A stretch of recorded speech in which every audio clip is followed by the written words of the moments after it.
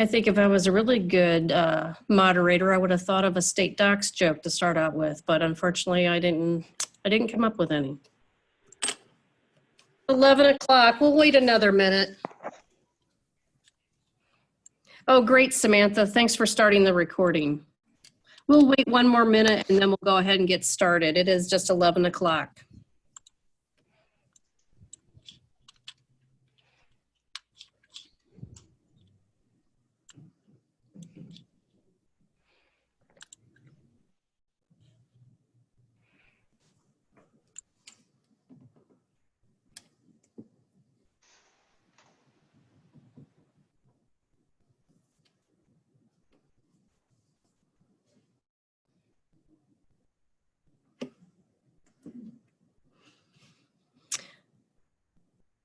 Good afternoon and good morning. This is Susan. It's about 1 after 11, so I think we'll go ahead and get started.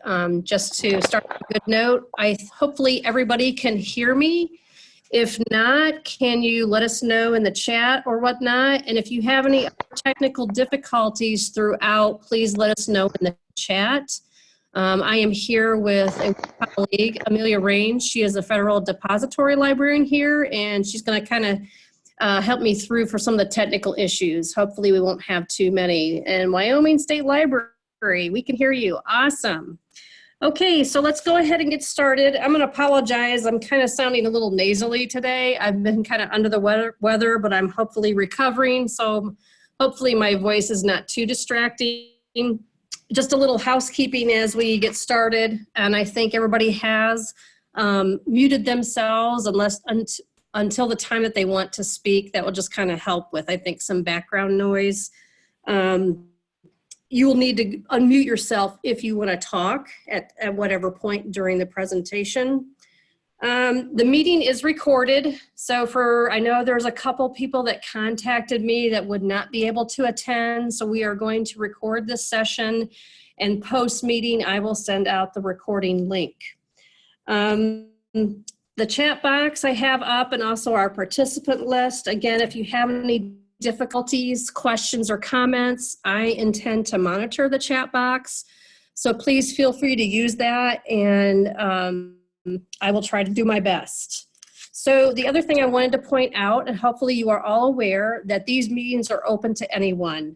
There's no membership cost at this time. But I wanted to make that clear that these are open meetings. So let's go ahead and get started here a bit. So I thought I would introduce myself, and some of you may or may not have met me in person. So yes, that's me and Ben from the FDLP conference the other week. I'm your moderator and meeting planner for today. Since I've been in my current position for less than 5 years, questions about the Arizona State Publications Collection have arose, and those questions were the driver behind me looking for my fellow state publication librarians across the country and wanting to ask them how they dealt with collection-specific issues. So that's why we're all here today. I hope as we move forward that there will be opportunities for everyone to introduce themselves at some point. So this is the meeting agenda for today that I've set out. It looks like we probably have a pretty tight schedule, and I'll do my best to make sure that we keep it under an hour. So I will keep track of time. Couple announcements before we get started. The first announcement I wanted to make is a thank you to GoDart for providing our online meeting environment via Zoom. I think this is a generous gesture in support of state publications collections and librarians. I would like to remind again everyone that GoDart membership is not required to attend these meetings. Only the meeting moderator, or if there's others, need to be a GoDart member, which I am. So that's how we got this generous to use Zoom to actually do our meeting. The next announcement I have is from the GoDart Cataloging Committee Cataloging Toolboxes group. It's looking for volunteers for the Cataloging Toolbox for state government information. Any interested volunteers can contact Andrea Morrison at Indiana University. She is the head of a GoDart working group that are working on 3 cataloging toolbox guides, and she is also our RDA CCDA liaison. And she is more welcome to, or she can explain more what is needed for this particular volunteer project, and you can contact her by her email, which I have there on the screen. A little bit more about the cataloging toolbox for state government information. It is a LibGuide. It is not yet released. And it's working on a subgrouping system of 5 groups of approximately 10 states per group. And I believe this was also made as an announcement at the FDLP conference at the GoDart meeting. The cataloging toolbox for state government information is one of 3 toolboxes, GoDart cataloging LibGuides, which need to be updated by the GoDart cataloging committee, cataloging toolboxes working group. Try to say that fast 5 times. They replaced the toolboxes for processing and cataloging government documents on the GoDart wiki. They welcome your interest and feedback as they develop these LibGuides for our community, and there's a link to the GoDart webpage for that.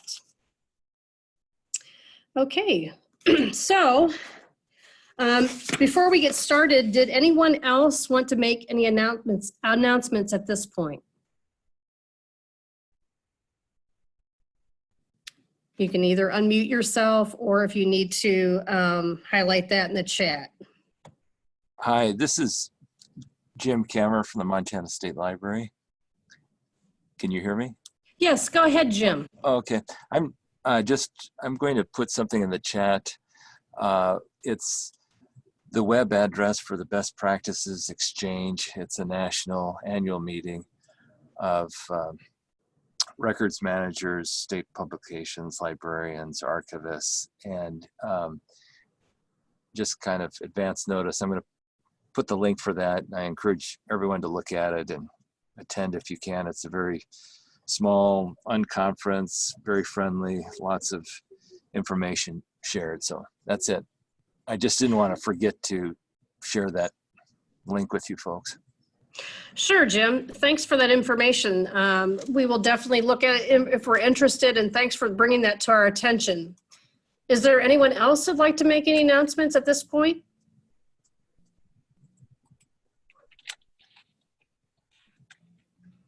I'll give you a few seconds.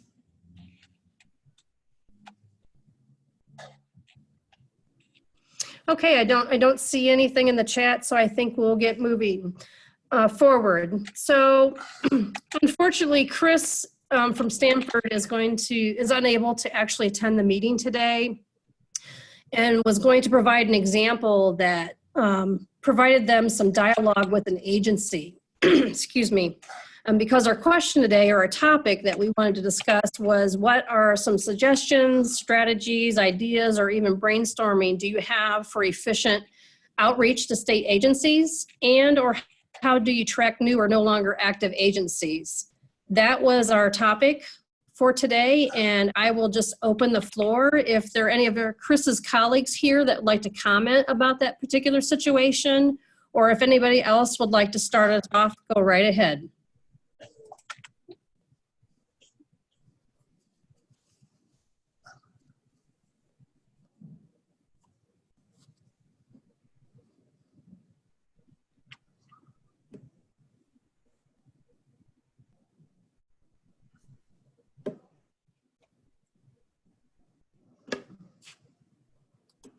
I don't see anyone in the chat. Anyone would like to speak about this particular topic?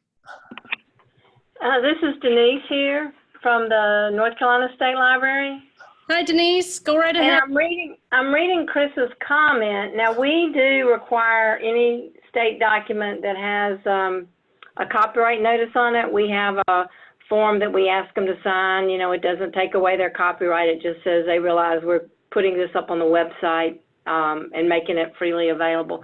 And most of those documents are on their websites anyway, but that's interesting that she uses it to spark a conversation. But generally, when I'm requesting the copyright, we already have a relationship with them because they're already, you know, we're acquiring their things. So I hadn't thought about that being as a way to contact them.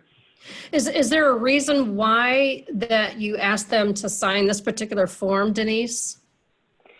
Well, just to cover us, since states, I mean, we use the North Carolina Public Records Law to say that state agency publications are within the realm of, copyright free, so to speak.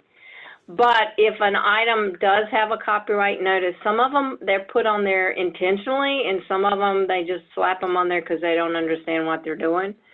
But it's just a way that covers us that says, that we are putting this on our website and making it available electronically.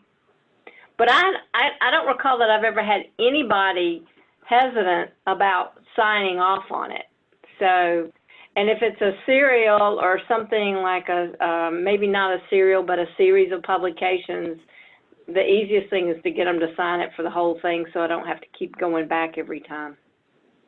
And was this form created from legal advice, or do you have any? Yes, and actually it's an old form that I inherited. I've been here over 7 years, and I think it's been around since 2011, which predates me. I think it was originally created when they started microfiching. There was a time period in there where they were microfiching all the state agency publications. That's before we had online. And I think it was created as part of that, but the form talks about, making it available. So although I would dearly love to have a newer, more updated form, this one works, and I don't have to, hassle with legal to get a new one created. I might be opening a new can of worms that I'd just rather leave alone. The Wyoming State Library responded in the chat and said, we use the state of Wyoming disclaimer as a template to add to each document added to the database. And I have to say, Arizona does the same as far as a copyright statement. Chad is asking, would you be willing to share your spreadsheet maybe in a template form? And there's some comments above. Let's see. Yeah, Wyoming State Library, they track their agency contact and outreach via a spreadsheet. And they're wondering what we all do, and what do they all include on a spreadsheet? And do you have schedule for regular contact based on the spreadsheet? That was from Carmen, asking Wyoming State Library. Does someone want to speak from Wyoming State Library to address the spreadsheet?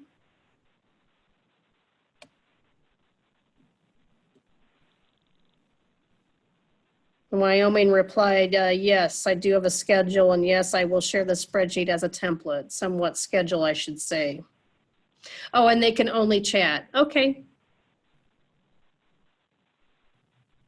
Denise, do you, as far as your form, do you do any type of tracking as well? I do have a spreadsheet. It's like my own personal spreadsheet where I track everybody I contact and what the issue was, or even if they contacted me. That way, like if it's been 6 months since I talked to somebody over at Public Health and I can't remember who I talked to over there, then I can go back on that spreadsheet and see who it was, what I called them about or emailed them about, and I've already got their phone number and that sort of stuff. So it's a spreadsheet pretty much just for me, and I keep it, it's a large spreadsheet, so each year I start a new one, but I can go back almost the whole 7 years to see who I contacted. And if somebody leaves, my contact for particular publication, if they leave, then I make a note that now my contact is, this person. I also track my claims on there. If we're missing issues or missing copies or something, then I will record what I asked them for, how many copies, or whether it was a digital copy, and then when it comes in, I track that I've received it. So it's just a way to keep me on track. I don't really use it as an ongoing tickler for, I haven't contacted DOT lately, I need to call them. It's more kind of keeping up with all the various agencies and contacts within that agency. And the other thing it's good for sometimes, if I need to reach someone else in a particular division and I don't know who I need to talk to, I at least have a starting point to find the person I need to talk to.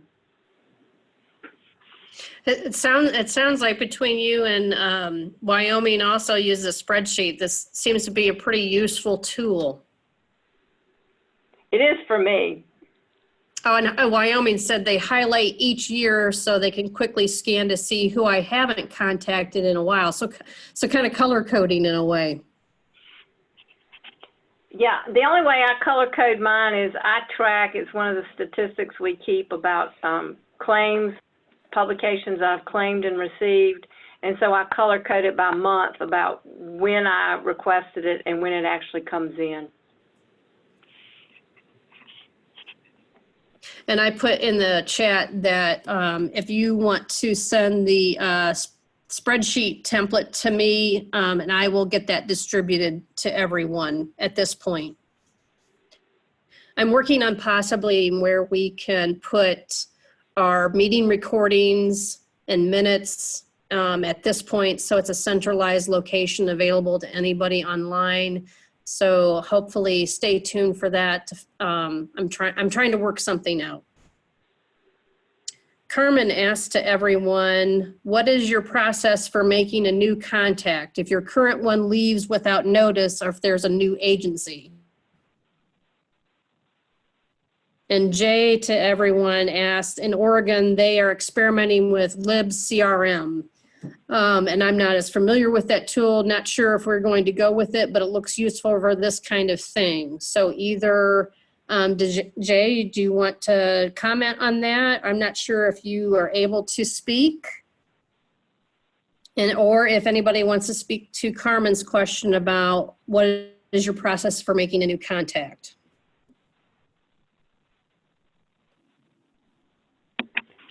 Well, this is Denise again, not to monopolize. And Carmen and I had a good time in New Orleans year before last. But if somebody leaves, like maybe the phone number is still good, so call that number and see who's working that number. And if you've got a good relationship with the folks, the contacts in the agencies, hopefully they will let you know when they're leaving or who you should contact in their absence. Or if it hasn't been a long time, sometimes the email will let you know. So it's sometimes it's a process of getting your foot in the door and tracking down who it is at that agency you need to talk to. And I'll also stress that maybe having a relationship, so, maybe if you know they had a baby or, just so they know you, and if at all possible, meet them face to face so you each have a face to put with the email or the voice on the phone, just sort of those people skills.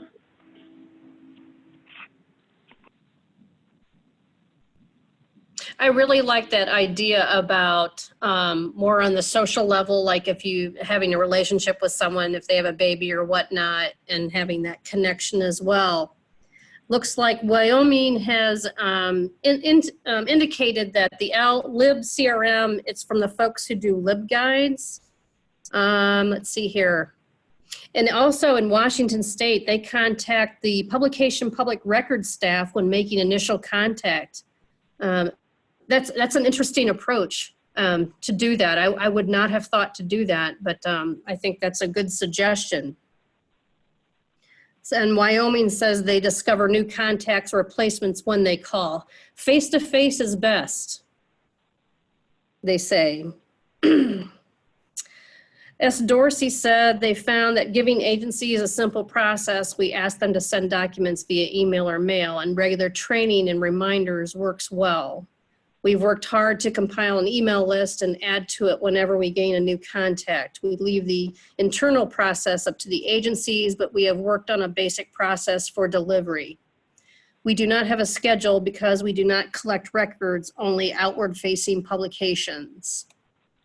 These vary greatly. Archives collects records by record schedule. I am working on a more specific agency contact list spreadsheet, but I'm currently focused on just gaining contacts because people change so much. We focused on the process and email constant contacts list.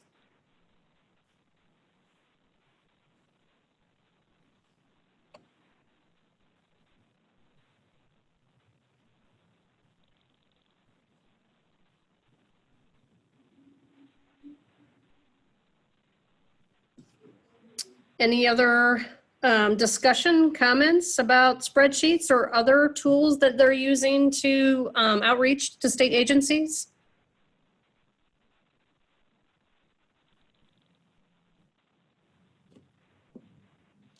Hi, can you hear me? Yes, we can hear you. Okay, I'm Shar Newbold. I'm with the Utah State Library.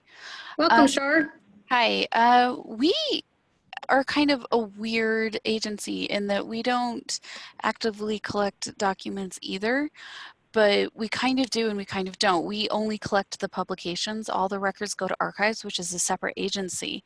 And so this is kind of like a weird thing. We used to have a decent program where it worked and it ran, and in the last couple years we have lost a lot of those people who used to do that, and the program has kind of just fallen by the wayside. And so we currently do not have a program, and so I'm looking for advice or assistance to see if they could help, like just to see if we could get this off the ground and going, because we don't even have the contact information anymore.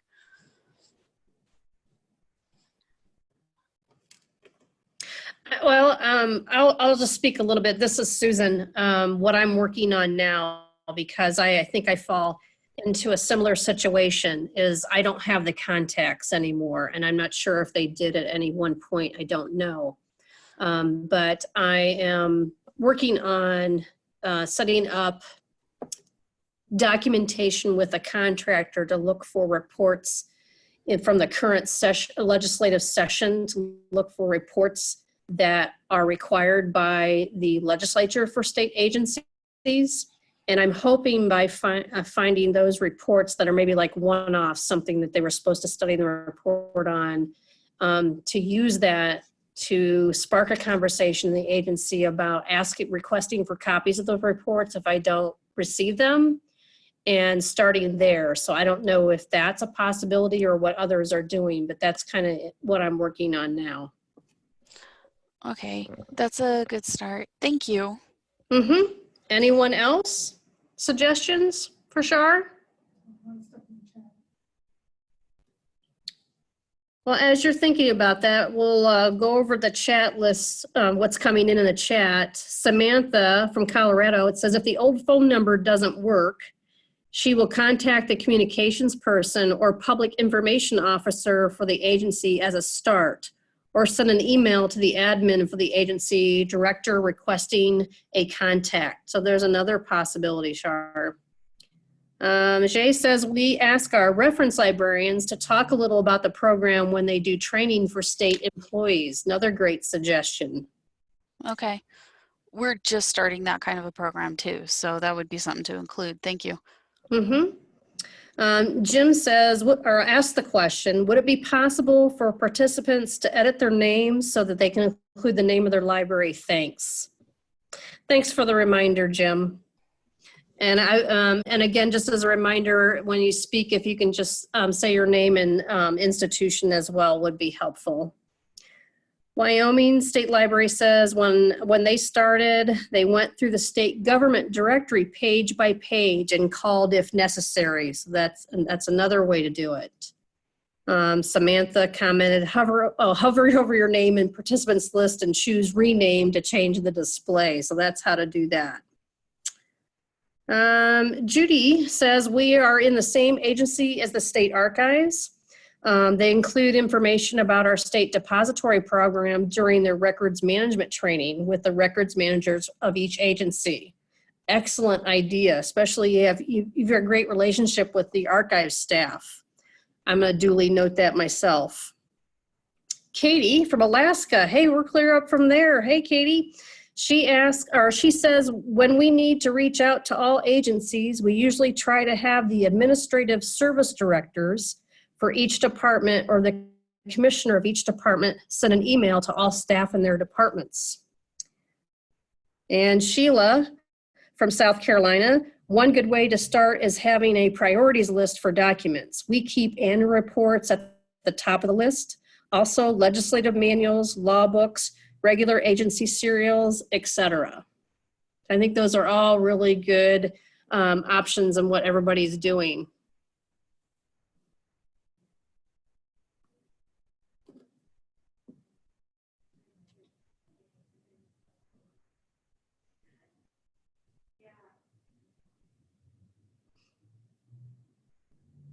Would anybody else like to discuss or respond to any questions or comments that have been made in the chat? And Shar says, thank you, everyone. Hopefully you got some great starts there.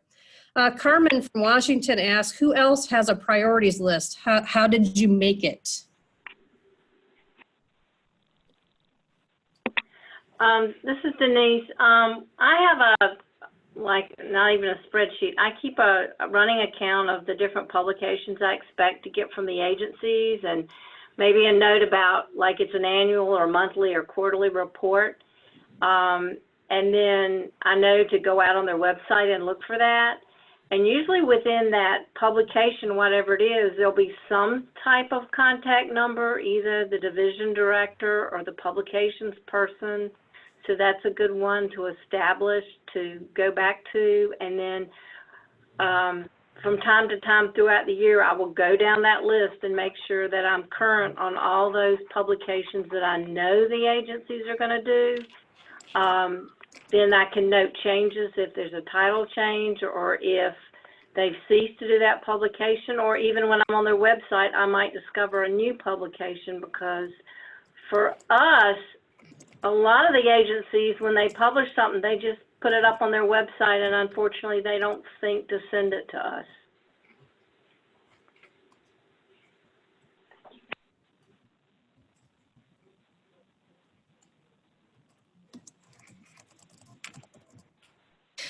Katie asked you, Denise, how many items are on your list? And she's starting to do the same thing, but quickly feeling overwhelmed.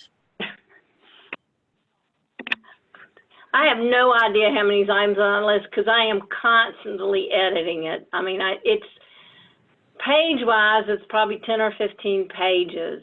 But I have it listed by agency, and then in the agency, the different divisions. And of course, not every division in an agency produces publications. So I'm just recording the divisions within an agency that I know have publications, and I can expect something. But it's good because it makes me go through each one of the agency websites a couple of times a year, just to be on the lookout for new things or changes.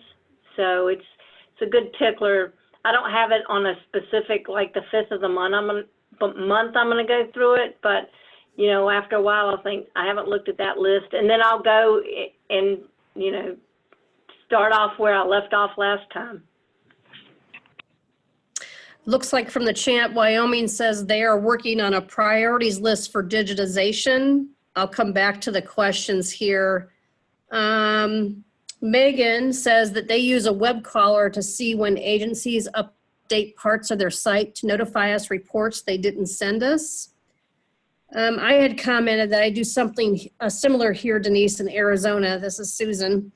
And I keep a spreadsheet, and I add the link to the agency website where the report section is to the spreadsheet. And I also put a link to our online collection if it's been digitized. Jay says we get a daily feed from the e-government people so we can review new stuff and agency websites. Agencies don't have to submit digital publications. We also use Watch That page. That's a new one I haven't heard of. Sheila says they started with our state legislature website since annual reports are there. That gives them at least a decent list of agencies. Communicating a request for documents through agency heads can be helpful in getting to the right contact person. Judy from Washington also says they have a web caller, but it isn't perfect. So we have a Google Calendar that reminds us to check on specific publications. Let me go back here. I saw some additional questions. Dawn had asked, she said hello. She's in the Library of Congress, if I read that correctly in chat. She was curious, do you hear from agencies when they transition to e-only publishing? That was a question from Dawn. And I think I covered everything in chat. If anybody would like to comment about the question or further discussion on a priorities list.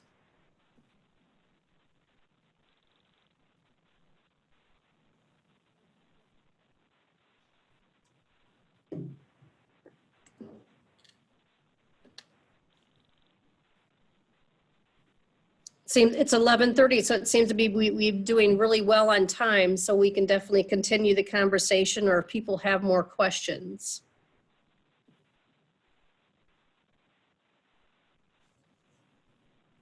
Lori from Washington says they subscribe to state agency listservs and automatically receive notification of new state publications. And Dawn thanks everyone to several replies.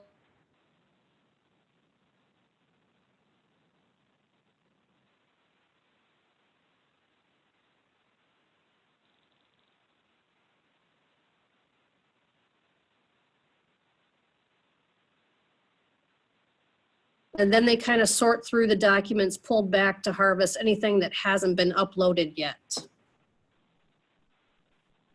And yes, I saw that, Amanda, that my sound just cut out. Let me repeat that.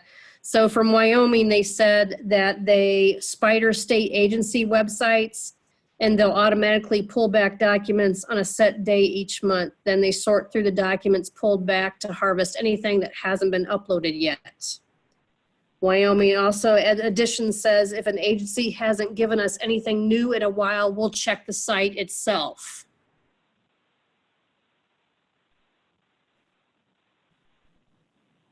And Katie from Alaska says, one last thing on priorities, we use Archive It to crawl and archive agency websites. It works well in some cases and less well in others. Those not archived well in Archive It go to the top of the priorities list for more traditional digital preservation. But it is hard to keep up with checking Archive It to figure out what isn't getting preserved well in Archive It. Sheila from South Carolina says they collect both physical documents by mail and drop off. Excuse me, I have to scroll back up. And electronic docs by email, or we set up the PDFs. They also use a web crawler, Archive It, as their backup, but they're trying to train agencies to send PDF files. Wyoming says if they go to digital only, we typically don't find out until we call when we don't receive the publication. And I concur with Wyoming. That's kind of a future fear for when everything does go digital and print goes away. Samantha, Colorado says we do that too. We have a staff member who periodically reviews each agency site for new publications. And I worked with an intern over the summer for her too, that she did exactly that. I gave her all the spreadsheets that I had. This is Susan in Arizona. And she went through the websites and tried to identify those publications that we currently did not have on our spreadsheet and were not in our online collection. Jay says from Oregon, sometimes agencies will note in their periodicals if they are switching to digital only, but frequently it's a surprise. Yes, very much so.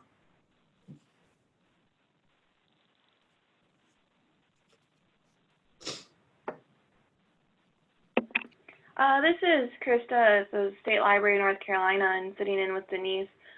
We also agree that when it switches to just digital, either we haven't received it in a while and then we go look for it, or maybe a publication will say so, but that's pretty rare.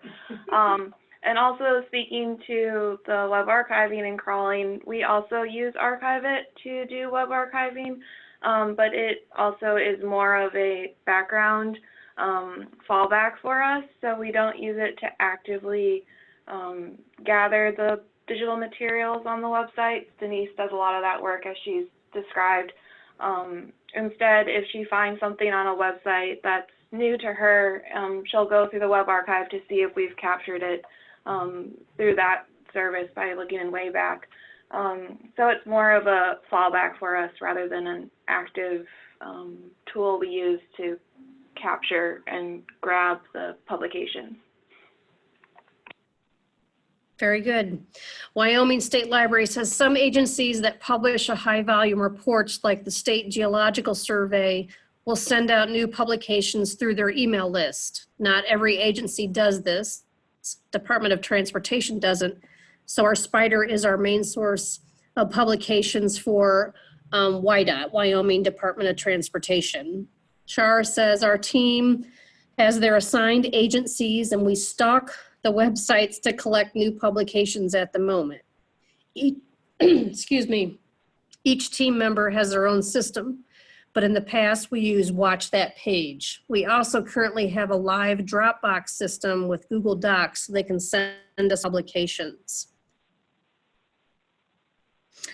Watch That Page is a new one for me. This is Susan from Arizona, so I think I'll definitely look into that as well. This is Susan, Arizona. Is Watch That Page, I'm assuming that's a free monitoring kind of website. Does anybody want to speak to that, whether in chat or in person?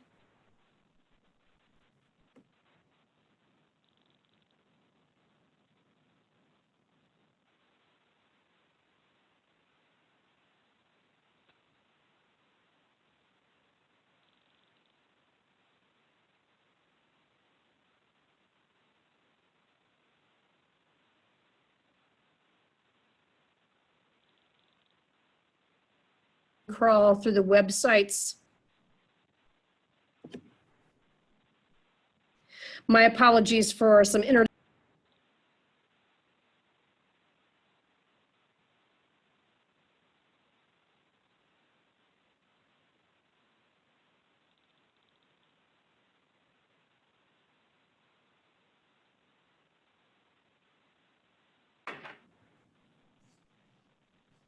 My apologies, everyone. Can you hear me again, I hope?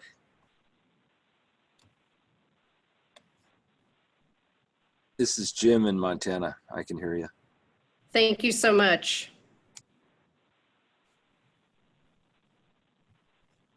Let me get the chat back up here and we'll keep moving forward. There we go. Let me move this over to the side.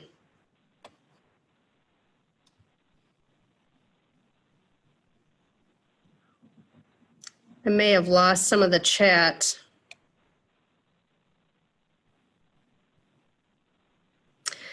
My apologies. James made a comment that we recently had a changeover, and so we have been going to all state agencies to meet with the director of secretary and have them appoint a publication officer. We also have a list of documents that we have received over the past few years that we can track to see what we have received. And Shar was replying to yes to, I think, a previous, okay, that was to me, be able to hear me.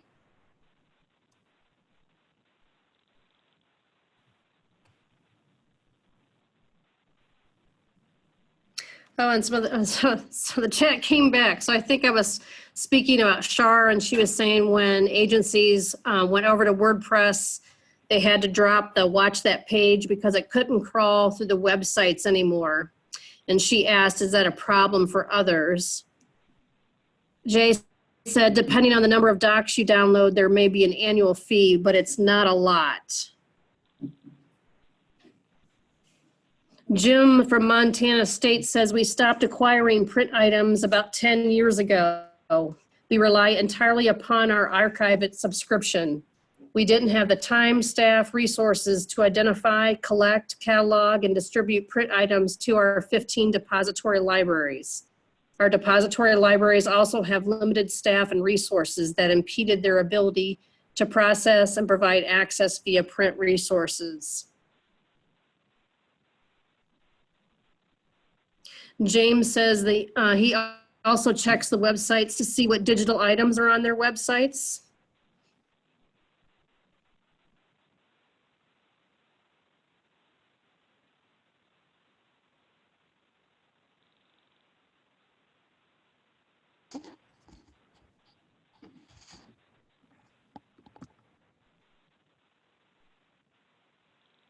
Sheila from South Carolina.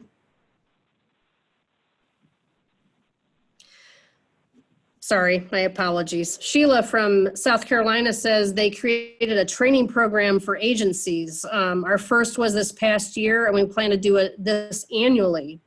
They're trying to keep up a constant communication and request for new publications. Some agencies just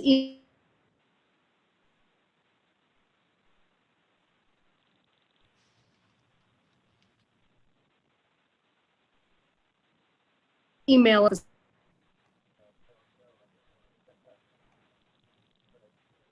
Sir.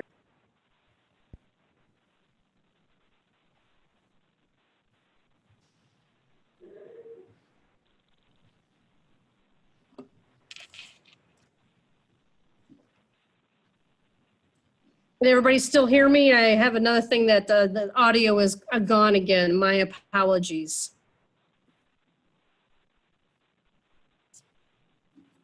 And Chad says we've been cutting in and out. And I apologize.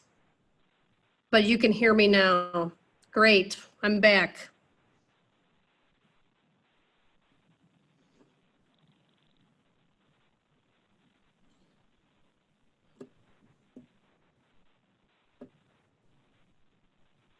Well, I think this has been a great conversation. I'll give anybody time if they want to add some more comments or questions to the chat, or if you'd like to speak in person.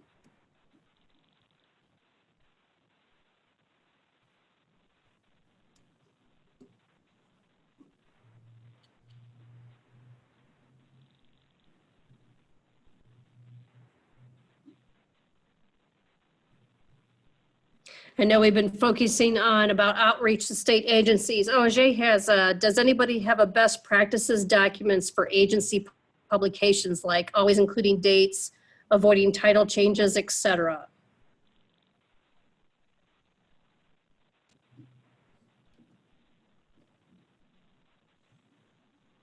Lori from New Mexico says, yes, this has been a great conversation. Very helpful to know what others are doing. Thank you, Arizona, for organizing this meeting and our group. You're welcome, Lori. I hope to work with you in the future.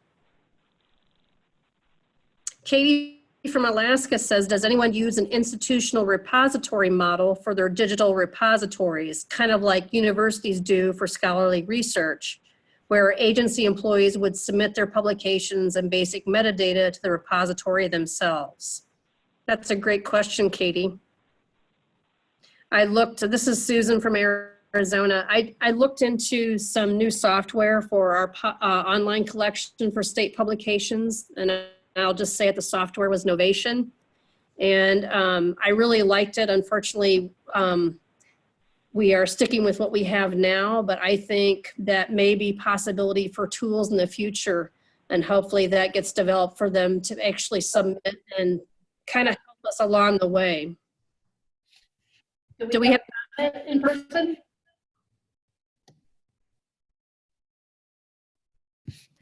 Dawn from the library says, for those who have not heard, by way of Library Congress staff spreading the word, the Library Congress has embarked on a project to archive state agency websites and publications. I am not the resident expert on the project, but would be happy to direct you to the experts if anyone is interested in hearing more. Thanks to anyone in this meeting who has participated in the help with this. It's drap@loc.gov.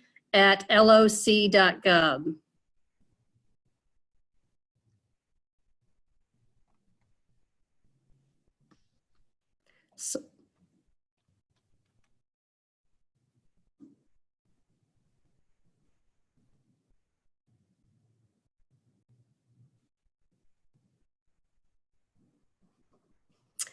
Wyoming says, let me make this a little bit bigger, I think.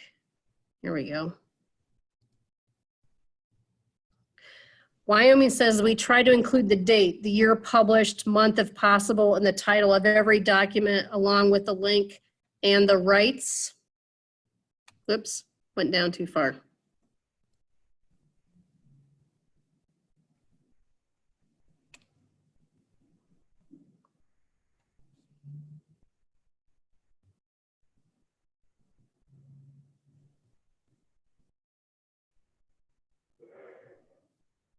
Wyoming says best practice depends on the type of document for us. Things like public commission orders will have more metadata than a report from the Oil and Gas Conservation Commission. Catherine says, with respect to publication best practices, we do not have anything, but I know that our cataloging team has struggled with some agencies who do not place dates on many of their publications.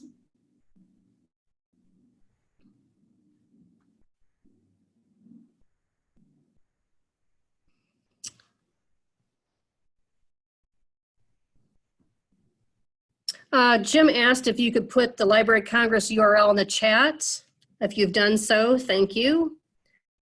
Wyoming State Library, it says when there isn't a date on a publication, we'll file it as undated. Most agencies include dates though, so this is rare. Dawn says that from the Library of Congress says that she doesn't know that a single URL has been posted yet. They've reached the end of the first embargo period for harvesting a small collection of publications and/or websites. And this is, I hope I haven't missed any questions or comments.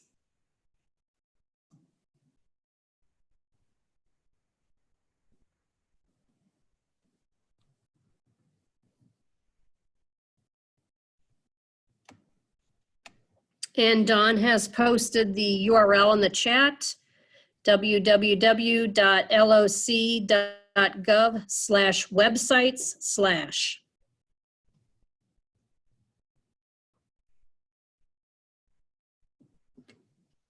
And Dawn says that that is to the all web archive collections, however.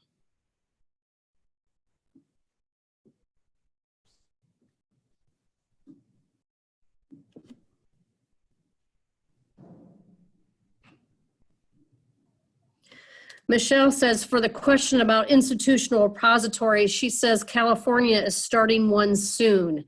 However, questions remain about what to do with the information we already have in other places like Archive It.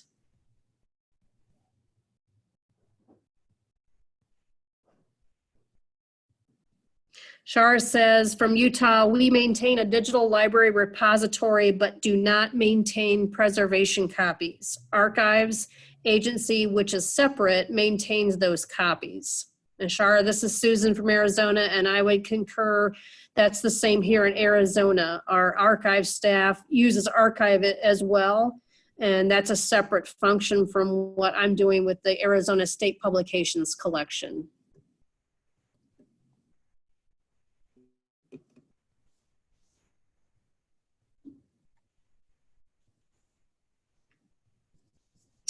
This is Susan from Arizona. I'll just put this out there. Sometimes I've been successful when trying to locate earlier publications using the Wayback Machine. Sometimes I get lucky and can find an earlier publication that's no longer on the current website.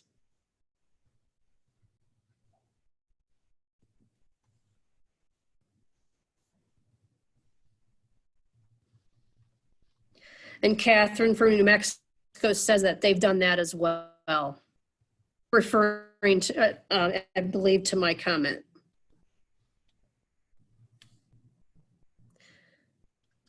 And Samantha concurs, yeah, thank goodness for the Wayback Machine.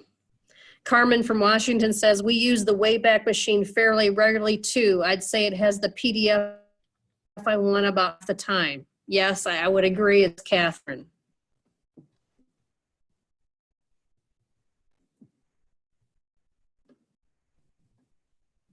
Char concurs from Utah. We love the Wayback Machine.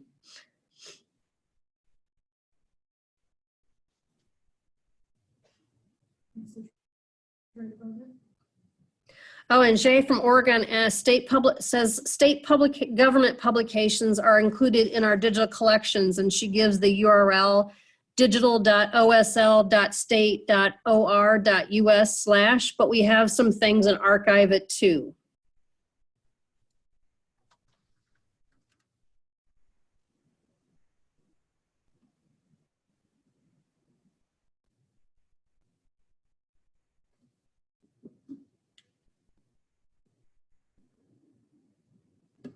We have about 11 minutes left to our 1-hour meeting today, so I'm looking for any conclusions or closing questions or comments.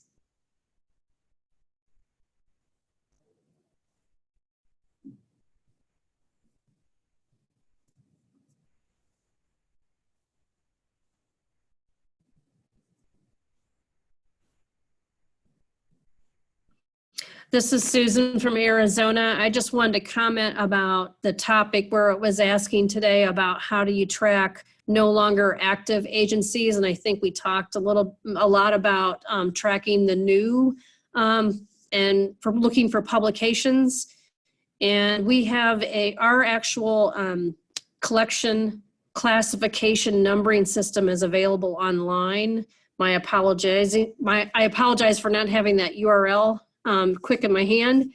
But if you type in Arizona State Publications classification, and we tend to track agencies' death dates, so to speak, on that classification. And if we have a referral to a statute or other reference, we put that in there. Some more questions and comments coming in the chat. Sheila from South Carolina says, Jessica Dame, our former digital curation librarian, and I wrote an article about what we've done to encourage agencies to submit publications. It's in Computers and Libraries, October issue, and they do the metadata in-house. Our digital state publications are here, and she provides a link. Thank you, Sheila. Wyoming State Library asks, is it possible to obtain a transcript of the chat? I'm hoping so. This is the first time I've used Zoom. So I'm working with Samantha from Colorado, so I hope that is possible. Maybe she may be able to chat. That's going to be available to us. Judy Pritchard, from Washington, says, we house the Born Digital and digitized publication in our digital archives, which is digitalarchives.wa.gov, and put a link to the document on the catalog record.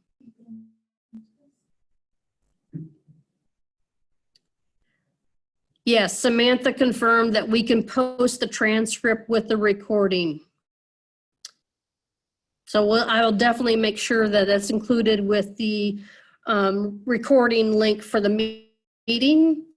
Denise had put the URL for the North Carolina State Publications Classification Schema in the chat. Oh, thanks, Amelia.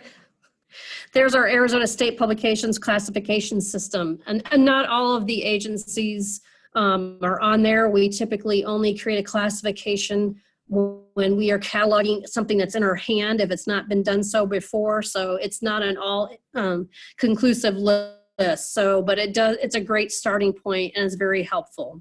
I'm lucky to also have the reference to our state agency legislative histories that's done by a contractor, and that can be very helpful as well. Says North Carolina does the same as Washington, the digital archives and the catalog, digital.ncdcr.gov. Wyoming State Library says they house our Born Digital and digitized publications at publications.wyo.gov. We're also in DPLA. Great.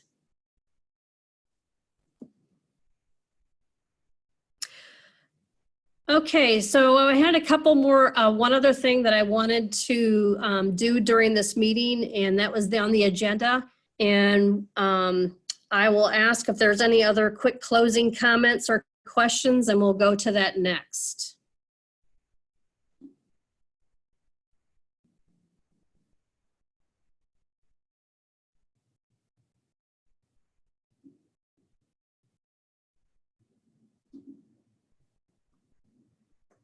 Okay, I don't see any response, but if I notice any, I'll stop there. So the next item on the agenda was to actually get a vote of possible formal name for our group. And what you see on the screen are the suggestions that were sent to me via email. And I would like for people to vote today. And at this point, Samantha will provide an online polling form for us to fill out. If everybody would be able to do that. I know some of you are on the phone, so we can see the online vote very quickly, but I'll also take consideration of those on the phone. And if you want to send me your selection after the meeting, we can do that as well. So I have actually one vote from someone who was unable to meet today. So the options are Distribution Centers United, State Documents Librarians, State Documents Collaborative Group, or I put the possibility if we'd like to postpone this vote to solicit more suggestions. So if you would please go ahead and vote.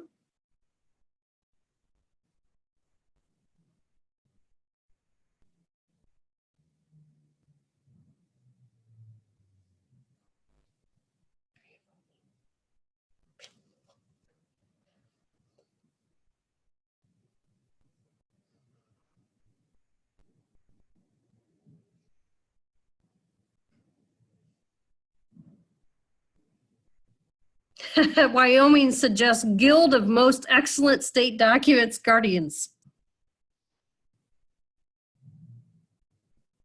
Again, I'm open to, if we get to the point where we postpone and solicit more suggestions, I'm okay with that. And Carmen says she likes that one. Jay says, I love that. We'll give you another minute to fill out the online poll and we'll see where from there. Dawn says, most excellent suggestion. Megan says yes, and Shar says yes. We may have a new winner.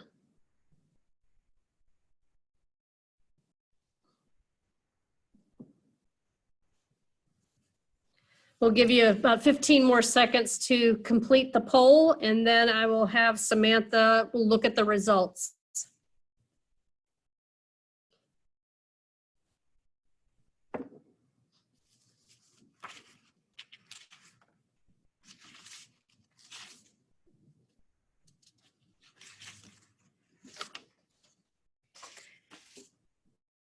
Looks like from 90% is the State Documents Collaborative Group. So I know we had another suggestion there. How many did we have? I think that could be our alias name. Yes? And that's the vote I actually received prior to the meeting also is the State Documents Collaborative Group. So I will put that in our meeting minutes after we leave today, and a good alias name, James. Thank you, James. So that's really all I had for today. So kind of I was just going to have a couple minutes of wrap up. You should be seeing, oops, let me get rid of the poll there. Thanks, Samantha. You will be receiving a post-meeting email from me with the recording and also with information from the chat of all the URLs that were shared today. My tentative next online meeting is going to be scheduled for the spring of 2020. The reasoning behind that was for some people that are able to go to the GoDart meetings, I thought this was a nice complement to those in-person meetings, and especially for us who don't have the funding or are unable to travel. So after the first of the year, I intend to send out a doodle poll and ask for suggestions of what would be the best time for us to meet. And I would just like to thank everyone for participating today. And for those who couldn't, please share the recording of the meeting once that is available. So unless we have any other questions or comments, I was going to go ahead and close out the meeting. Looks like everybody hopefully learned something today, and I was glad to moderate and plan this for you. All right, everyone. Well, have a good week, and I hope most of us are off on Monday for the holiday. So we will definitely talk to you soon.